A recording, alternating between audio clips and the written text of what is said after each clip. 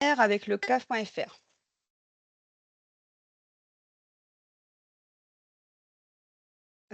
Donc le contexte. Donc le DRM a été développé à l'occasion du projet de la réforme des aides au logement.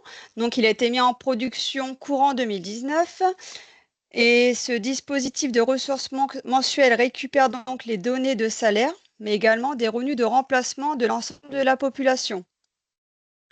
Là où il est intéressant, c'est qu'il est alimenté par les données de la déclaration sociale nominative, donc la DSN. Donc la DSN, c'est une déclaration en ligne qui repose sur la transmission des employeurs. Le DRM est également alimenté par Passero, donc c'est tout ce qui est prélèvement à la source pour les revenus autres que le salaire, notamment les indemnités chômage, les pensions de retraite, les rentes, les indemnités maladie, etc.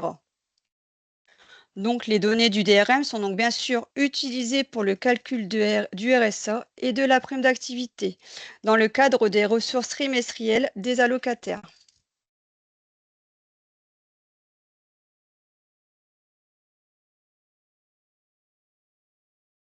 Donc, pour vous donner un aspect général de la réforme, cette réforme se traduit par 5 évolutions. Donc, la première est donc la prise en compte du montant net social. La deuxième est l'évolution de la période de référence. Donc, avant la réforme, nous étions sur une déclaration avec les informations de M-3 à M-1.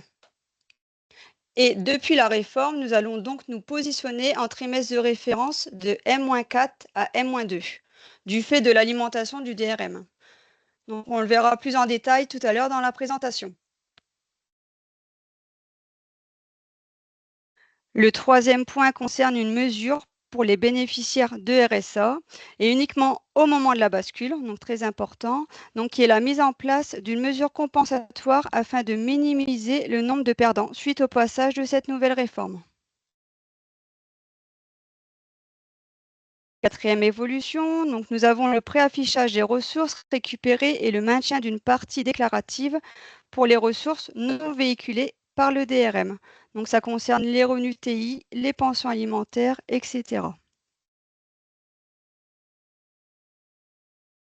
Et pour finir nos 5 évolutions majeures, donc il y a la mise en place d'un parcours de signalement d'erreurs, donc des ressources récupérées auprès du DRM.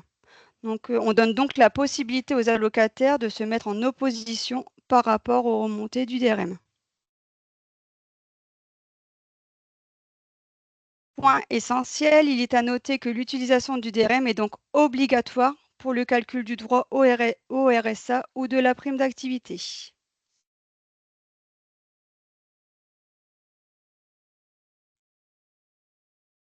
Donc, le recours au DRM pour le calcul du RSA et de la prime d'activité implique la combinaison de 3 sources d'informations. Donc, la première source, on aura Passero et la DSN. Donc, c'est tout ce qui concerne les ressources pré-remplies issues du DRM qui permet de récupérer les revenus d'activité salariée et de remplacement jusqu'ici déclaratifs. Ensuite, en deuxième source, nous avons les ressources déjà connues de notre organisme. Donc, il s'agit des revenus N-2 pour la prime d'activité. Donc, c'est les revenus de remplacement et des travailleurs indépendants quand ils sont connus de la DGFiP, ainsi que les revenus évalués par le conseil départemental ou la CAF par délégation dans le cadre de l'évaluation des ressources des travailleurs indépendants pour le RSA notamment. Et en troisième source, donc, nous avons tout ce qui est les ressources non transmises par le DRM, donc celles qui resteront déclaratives. Donc, il s'agit des ressources des travailleurs indépendants et les pensions alimentaires et d'autres ressources dont nous pourrons voir le tableau plus tard dans la présentation. Donc, il faut savoir que cette troisième source, ce sont des données qui ne sont pas récupérées suite à la non-disponibilité des ressources au moment de la déclaration.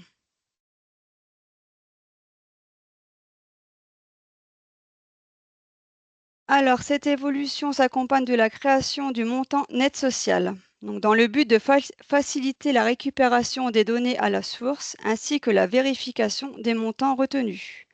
Donc ça évite les confusions pour les allocataires. Donc maintenant, ils doivent bien déclarer le montant net social et non plus le montant net à payer comme on le faisait auparavant. Donc il est calculé directement par l'employeur ou l'organisme versant les prestations. Donc le montant net social constitue une donnée prête à l'emploi dans la déclaration des ressources pour le calcul du RSA et de la prime d'activité.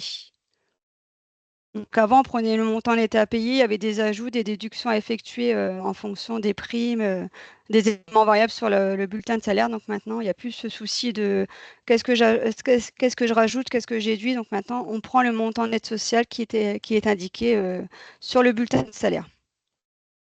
Donc très important, le montant net social est retenu pour remplacer le montant net perçu. Et le montant net social est désormais obligatoire depuis janvier 2024. Il est intégré sur les décomptes des prestations, notamment les indemnités chômage, les IJCPAM, pensions, etc. Donc depuis mars 2024, tous les allocataires devraient avoir accès au montant de l'intégralité de leurs ressources, quelle que soit la nature, qui est exprimé en montant net social via le portail national de mes droits sociaux.gouv. Avez-vous des questions là-dessus?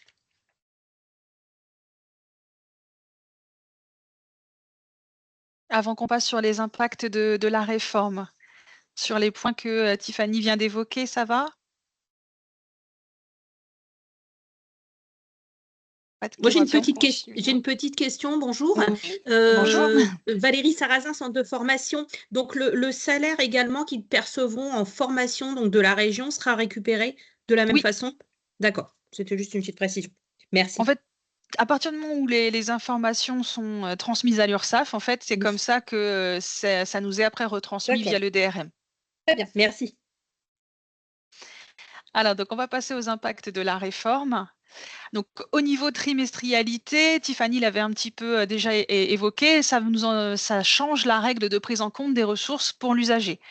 Donc, déjà, premier point, jusqu'à maintenant, on leur demandait de déclarer les ressources le mois où ils les percevaient sur leur compte bancaire. On leur disait, voilà, si ça arrive le 5 sur le compte bancaire, c'est le 5, ça arrive le 5 mars, c'est au mois de mars qu'on doit déclarer. Maintenant, ils doivent déclarer les ressources en fonction de la date de versement par l'employeur ou l'organisme social, hein, si on parle d'assurance maladie, etc. Et non plus à la date de perception. Donc ça, c'est le premier changement pour les usagers, donc c'est une nouvelle chose à intégrer. Donc là, on vous a mis un exemple d'un bulletin de salaire. Donc le bulletin de salaire, c'est écrit dessus, l'employeur a écrit paiement le 28 décembre, pas virement. Donc même si au niveau des délais bancaires, ça pourrait arriver que l'allocataire le perçoive début janvier, il doit se fier à ce qui est écrit sur son bulletin de salaire et donc il doit nous le déclarer en décembre et pas en janvier. Donc ça, voilà, c'est une première chose importante qui pourra peut-être entraîner des questions hein, d'allocataires que vous accompagnez. Donc voilà, maintenant, c'est la date sur le bulletin de salaire ou le relevé de paiement qui fait foi.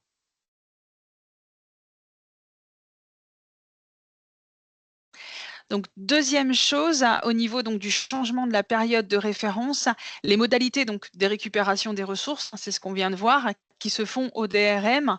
Donc, ça a un impact sur la période de ressources que nous, on prend en compte.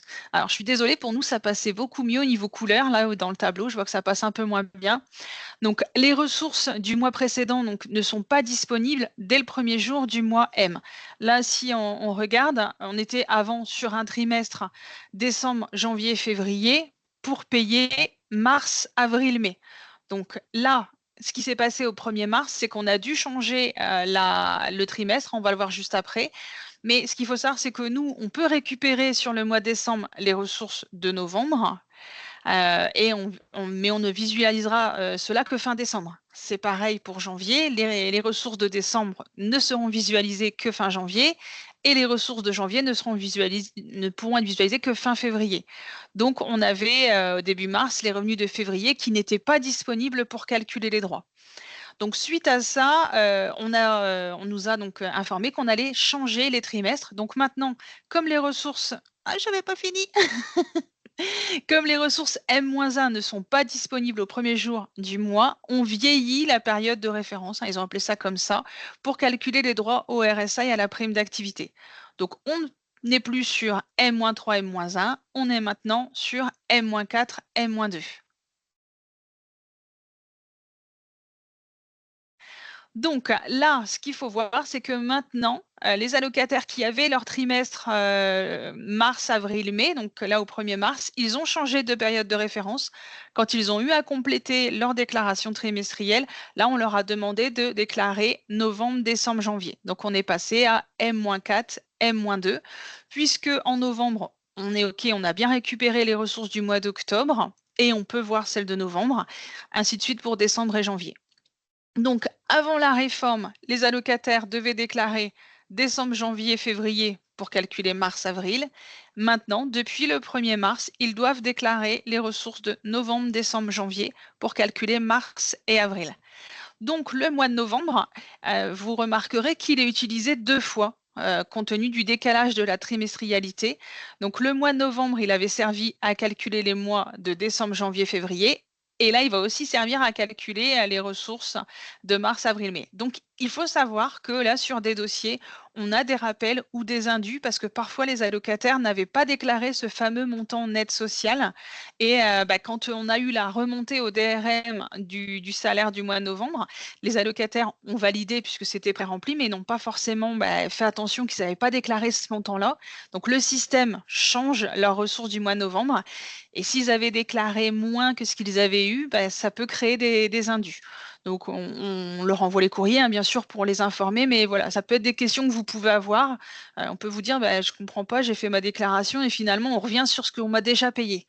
Voilà, c'est normal, ça ne sera juste que sur le trimestre, là, le 1er trimestre de bascule. Après, il n'y aura plus de mois pris en doublant. C'est vraiment uniquement là pour le trimestre de bascule.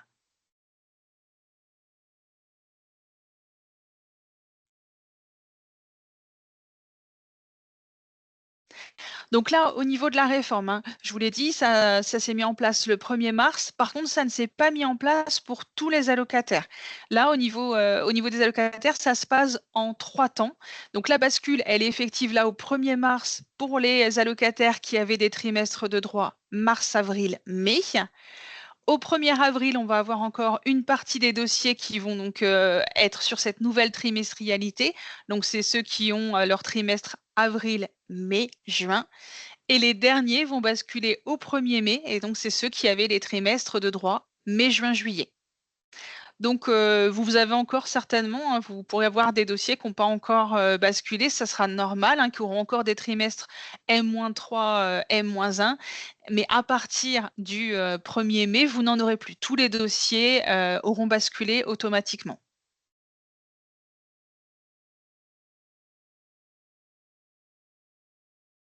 Donc, au niveau des ressources, hein, tout à l'heure, Tiffany vous a expliqué qu'il y avait des revenus qu'on récupérait et d'autres qu'on ne récupérait pas.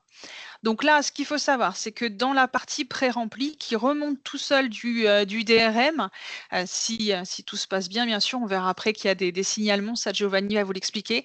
Donc au niveau de tout ce qui est pré-rempli qui remonte automatiquement pour les déclarations des allocataires, on a les salaires, les indemnités de sécurité sociale, sauf les indemnités d'accident de travail, maladie professionnelle. On a les indemnités journalières d'accident de travail imposables ou non imposables.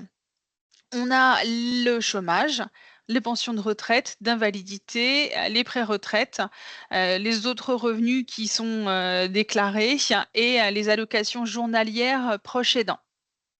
Donc tout ça, ça remonte tout seul. Au niveau de la partie déclarative, donc ça, c'est la partie que l'allocataire doit compléter, puisque ça ne remonte pas forcément tout seul. C'est les revenus de travailleurs indépendants et micro-entrepreneurs. Les pensions alimentaires, ça, on ne peut pas les récupérer, donc c'est à l'allocataire de les déclarer. Pareil pour les revenus perçus à l'étranger, les dons et secours, et il peut y en avoir d'autres, hein, la liste ne serait pas exhaustive, mais les principales ressources qui seront à déclarer, on va dire que c'est les pensions alimentaires, les revenus de travailleurs indépendants et les revenus perçus à l'étranger. Et on peut avoir donc d'autres revenus. Là, ça va être les revenus qui vont être évalués par le conseil départemental. Donc ça, c'est pour le calcul du RSA. Et les revenus de capitaux mobiliers pour la prime d'activité. Donc ça, c'est des revenus qui remontent tout seuls, mais qui remontaient déjà tout seuls avant qu'on ait le DRM.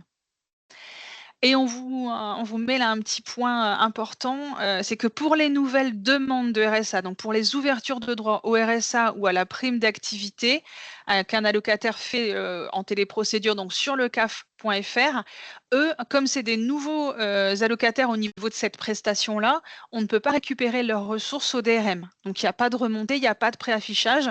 Donc, quand c'est des ouvertures de droits, l'allocataire, il doit toujours faire la déclaration de ses revenus, y compris pour les salaires, le chômage, etc. Donc, ça, c'est uniquement pour le premier trimestre de référence. Donc là, il doit bien tout compléter. Donc voilà, si vous accompagnez des personnes en ouverture de droit, il ne faut pas leur dire de déclarer que ce qui ne remonte pas, il faut vraiment qu'ils déclarent tout. Et après, la remontée se fera toute seule.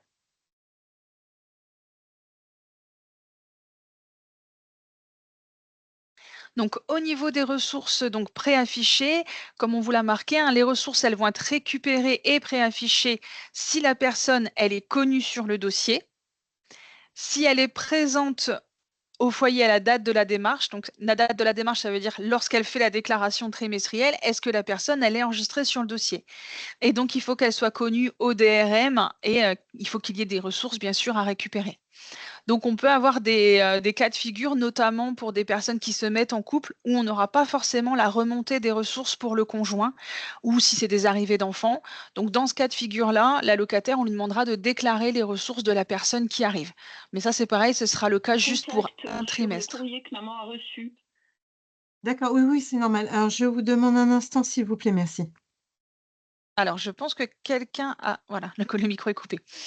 Donc voilà, bien faire attention à ça au niveau des ressources. Ne pas s'étonner si vous constatez qu'il y a une personne où la ressource ne s'est pas... la ressource ne remonte pas. C'est peut-être parce qu'elle n'était pas présente au moment où l'allocataire a fait sa déclaration. Et donc, une petite chose aussi importante à savoir, donc pour les catégories professionnelles suivantes, donc les gérants salariés, les artistes-auteurs indépendants, les artistes-auteurs salariés, leurs revenus ne peuvent pas être récupérés, donc ne seront pas préaffichés. Donc, ces allocataires qui ont ces professions-là devront continuer à déclarer leurs revenus. Donc, il y aura pas, ce sera à eux de saisir les montants. Les montants ne remonteront pas automatiquement.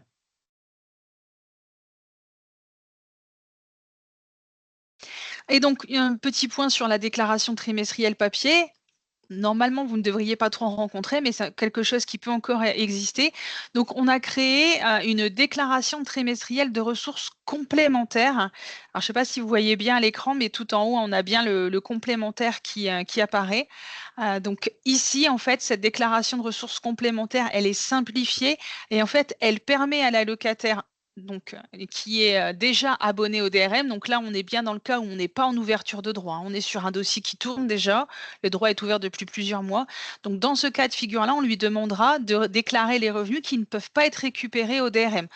Donc là, on ne voit peut-être pas forcément bien, mais on a une rubrique pour les revenus perçus à l'étranger, puisqu'on a dit, hein, ça ne remonte pas au DRM.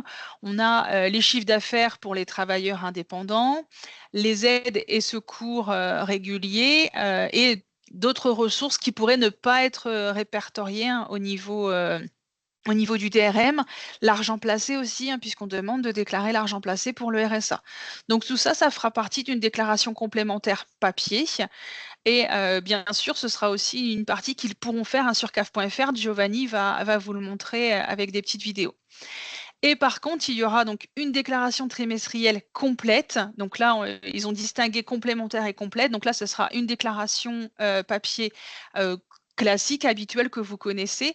Donc celle-là, elle continuera à être adressée si au moins un des membres du foyer n'a pas de numéro de sécurité sociale certifié ou s'il est identifié donc comme étant micro-entrepreneur ou auto-entrepreneur, donc travailleur indépendant de moins de 2 ans, gérant salarié, artiste-auteur indépendant et artiste-auteur salarié. Donc voilà pour la partie ressources et la partie trimestre. On a essayé de focaliser, hein, les changements les plus conséquents pour les allocataires et pour vous qui les accompagnez. Est-ce que jusque-là, ça va ou est-ce que ça amène des questions?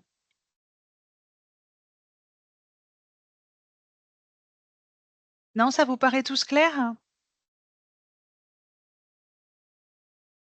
Je laisse la main à Giovanni, il va vous montrer les vidéos. Ce sera encore plus clair après la vidéo.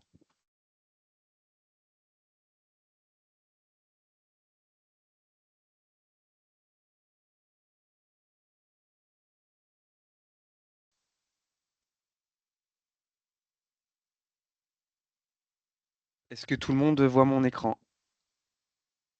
Oui, c'est bon là. C'est bon. Prime d'activité RSA, comment remplir votre déclaration trimestrielle de ressources. Vous êtes bénéficiaire de la prime d'activité ou du RSA? Tous les 3 mois, vous devez déclarer vos ressources pour mettre à jour votre situation et calculer vos droits. Vous pouvez faire votre démarche depuis un ordinateur ou depuis l'application mobile CAF Mon Compte. Connectez-vous à votre espace Mon Compte.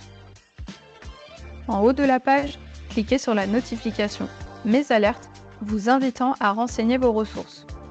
Avant de commencer à déclarer vos ressources, une vérification de vos informations personnelles est nécessaire. Vérifiez que votre situation familiale et professionnelle, mais aussi que vos adresses et coordonnées bancaires sont toujours à jour. Si l'un de ces éléments a changé, vous pouvez le modifier en cliquant sur le crayon en haut à droite des rubriques. Si tout est à jour, confirmez votre profil. Avant de commencer, lisez attentivement les instructions, puis continuez. Une fois sur l'espace de déclaration, vous verrez qu'une partie de vos ressources est déjà pré-remplie par votre CAF grâce aux éléments récupérés auprès de votre employeur ou de l'organisme qui vous verse des prestations sociales. Vérifiez que les montants inscrits sont identiques au montant net social indiqué sur votre bulletin de salaire ou votre relevé de prestations. Si vous pensez qu'il y a une erreur, consultez la vidéo pour corriger vos ressources pré-remplies. Si les montants sont identiques, cliquez sur Continuer. Maintenant, vous devez indiquer toutes vos autres ressources, celles qui ne sont pas connues par votre CAF, comme par exemple les pensions alimentaires ou les revenus perçus à l'étranger. Pour cela, cochez la ou les cases correspondant au type de revenu, puis inscrivez les montants pour les 3 mois concernés. Quand c'est fait, cliquez sur Continuer. Le récapitulatif de votre déclaration apparaît. Assurez-vous que toutes les informations sont correctes. Vous pouvez encore modifier les ressources que vous avez saisies en cliquant sur le petit crayon. Si tout est exact, cliquez sur Valider. Votre déclaration est maintenant enregistrée et transmise à votre CAF. Vous pouvez la télécharger pour en garder un exemplaire ou la retrouver dans la rubrique Mes ressources de votre espace Mon Compte.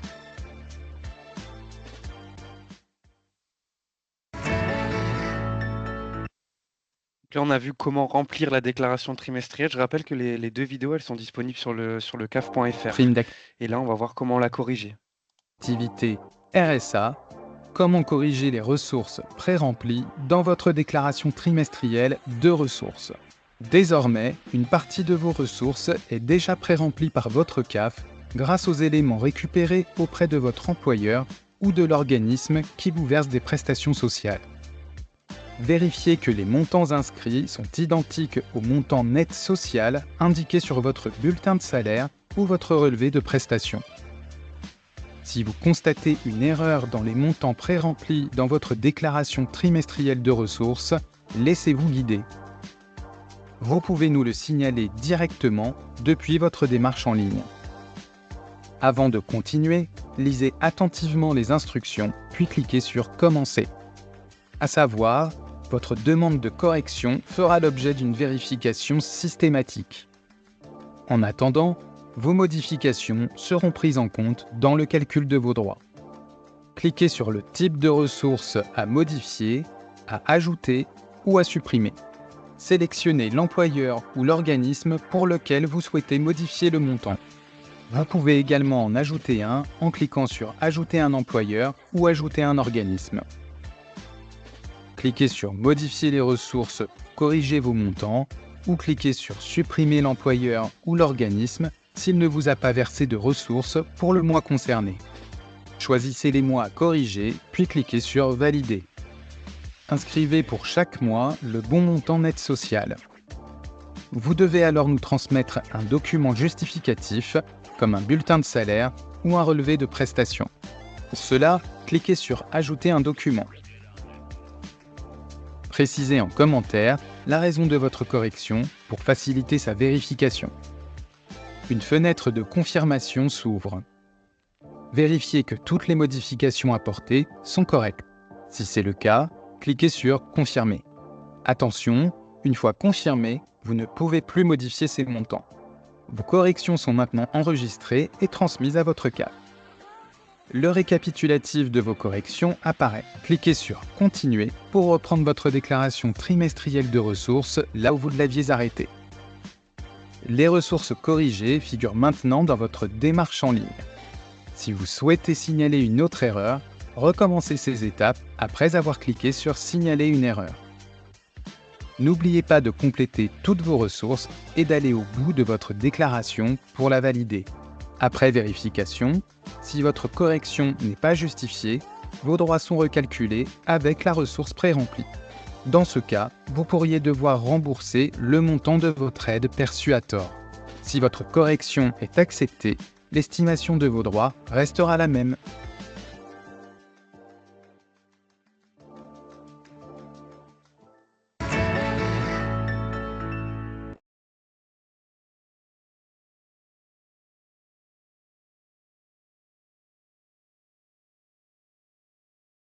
Les 2 vidéos sont terminées. Est-ce que vous avez des questions par rapport à ce que vous venez de voir?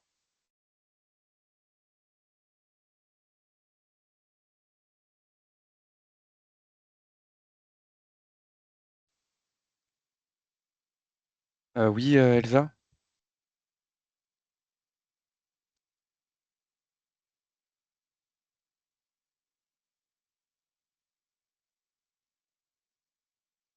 Il y a un souci de micro peut-être? Ouais, on vous entend pas.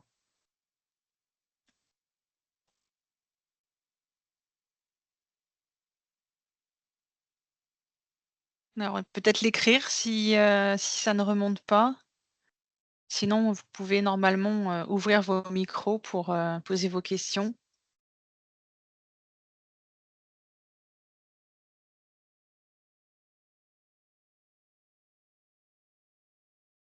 Peut-être une erreur de manip. Alors sinon, avant de vous relaisser la parole, on avait juste une dernière petite chose à vous montrer sur le support.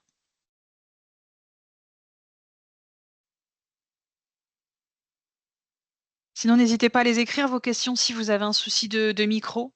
On peut vous répondre dans le fil de la conversation.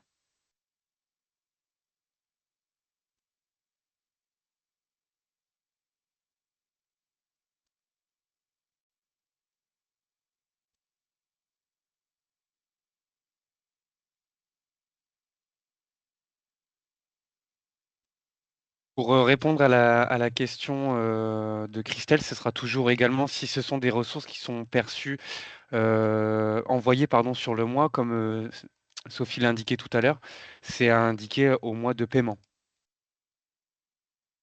Donc tout dépend vraiment de ce qui est indiqué sur le bulletin de salaire, en Mmh. fait.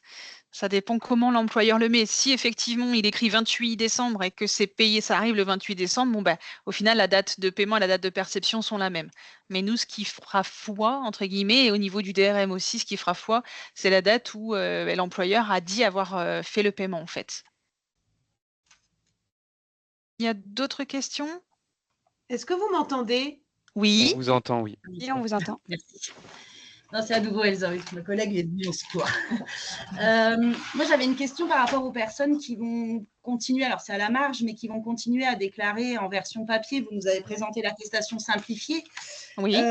Pour autant, comment ils pourront vérifier les données que vous avez recueillies au niveau du DRM, justement? Ce sera repris dessus quand ils recevront leur DTR?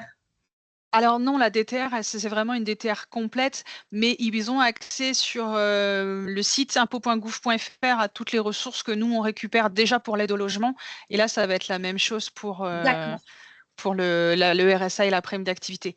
Mais après la déclaration complète, hein, elle va pas concerner beaucoup d'allocataires. C'est vraiment, une catégorie, de personnes À la marge. particulières. C'est vraiment Oui. les travailleurs indépendants, on va pas dire qu'il y en a pas. Si, il y en a. Mais, après la plupart des cas, ils pourront faire, leur déclaration sur le site CAF.fr. La déclaration papier, elle ne sera envoyée que vraiment aux personnes qui, n'utilisent pas CAF.fr et on en a peu, hein, réellement, qui ne le font pas. D'accord. Merci. Alors, une question de madame Vaquet-Florence. Donc, éventuel indu, donc c'est vos services qui vont faire la régularisation des soldés. Les allocataires devront demander des remises de dette. Alors, nous, on fait les indus. Après, les remises de dette, c'est aux allocataires de les faire et après, c'est étudié par les commissions. Mais c'est automatiquement, le système les sort automatiquement, les indus ou les rappels. Donc après, c'est en fonction de l'allocataire, quand on lui explique si vraiment il est en difficulté de faire les demandes de remise. Alors après, ça fait pas forcément, hein, rassurez-vous, des indus importants financièrement. Enfin, en tout cas, j'en ai pas vu des indus importants sortir. Mais vous allez me dire, d'une personne à l'autre, un montant peut être plus ou moins conséquent sur le budget, c'est sûr. Est-ce qu'il y avait d'autres questions?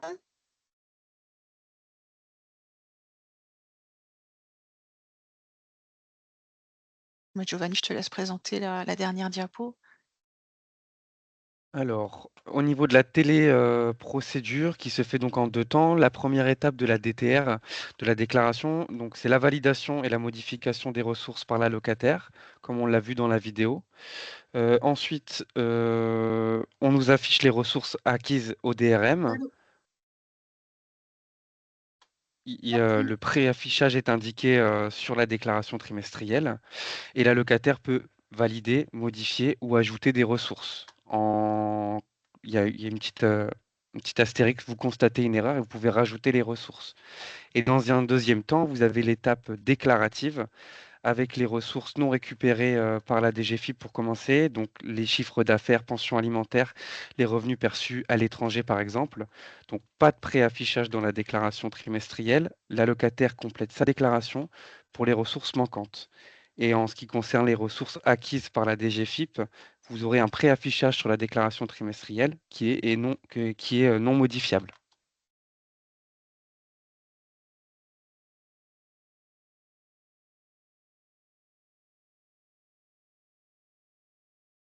Avez-vous des questions?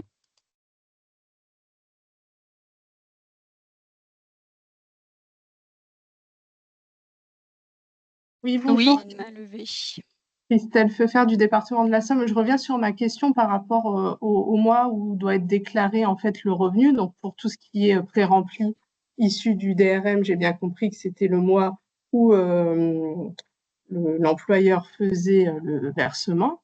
Et pour tout ce qui n'est pas pré-rempli, les revenus de l'étranger ou autre, est-ce que c'est également cette règle-là ou est-ce que c'est au moment où il le perçoit sur son compte bancaire?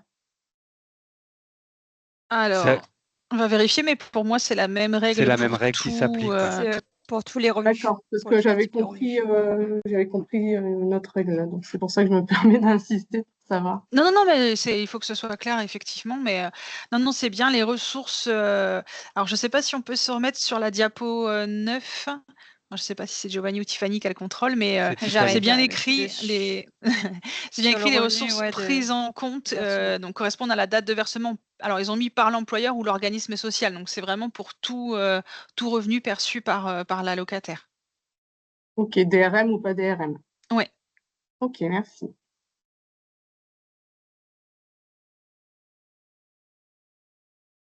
Est-ce qu'il y a d'autres questions par rapport à cette réforme? Vous avez déjà eu l'occasion d'accompagner des allocataires pour la déclaration là, du mois de mars qui avait basculé?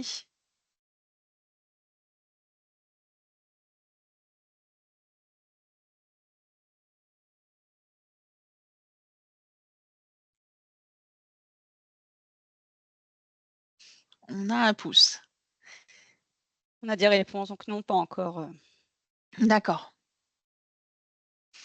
Bon, voilà. Sachez que si vous avez des questions effectivement sur les déclarations, comme on vous l'a dit, hein, le support et la vidéo vont être mis sur le site caf.fr.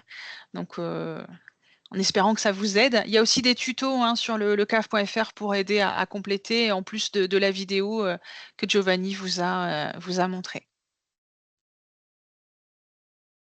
Est-ce qu'il y avait des dernières questions avant qu'on vous laisse? N'hésitez pas surtout, hein, si vous souhaitez revenir sur des points qu'on a évoqués précédemment.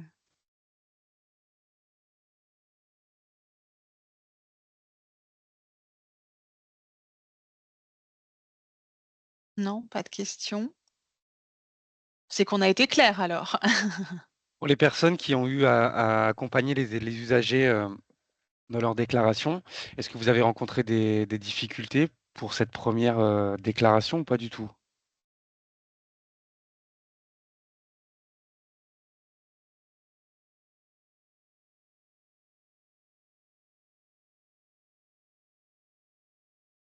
Oui, Madame Balédan? Oui, alors pas de difficulté particulière, mais justement, on a été surpris par rapport au mois pris en compte au niveau du trimestre de référence. Donc, bah, voilà, dans le doute, j'ai dit à la personne que voilà, enfin, on allait suivre un peu ce qui était demandé, que j'aurais une explication par la suite à lui donner, hein, et donc voilà, j'ai mon explication, je vais pouvoir lui dire que c'était tout à fait normal, hein. Bon, bah, c'est parfait Merci. alors. Non, c'est bien. C'est super. Dommage qu'on l'ait pas fait un petit peu avant alors, mais bon.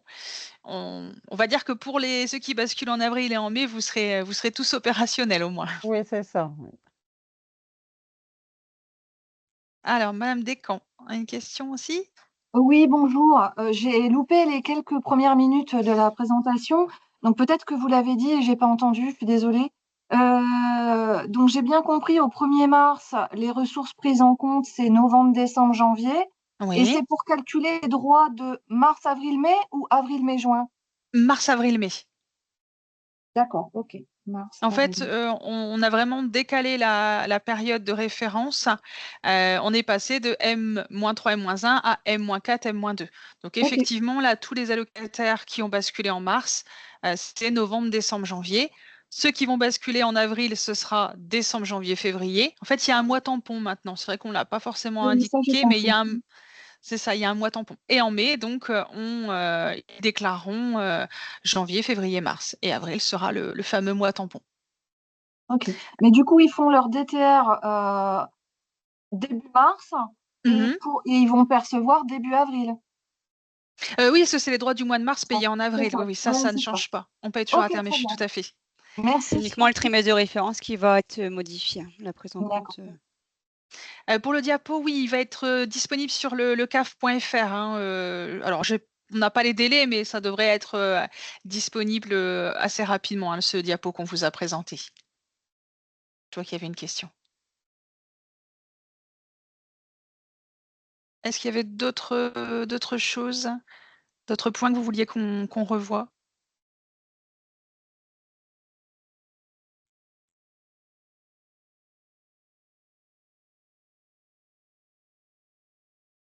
Non?